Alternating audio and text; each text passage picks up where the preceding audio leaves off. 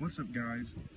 Today we're having popcorn chicken, and first off, the popcorn chicken looks good. It looks good. Let's try it.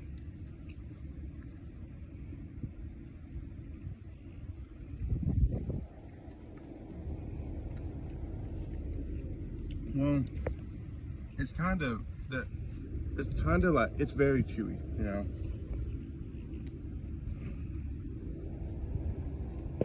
And it's hard at some places.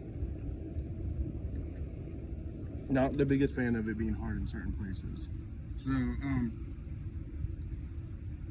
but I'm fine. It's not horrible, but it's something you would only eat at school. Alright. Yeah, I wouldn't pay for this, no. But let's get to the mashed potatoes here. I've always liked the school's mashed potatoes. They've always been pretty good, and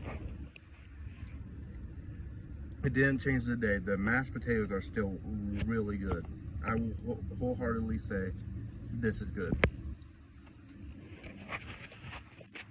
And you know what? I always like to do this, you know.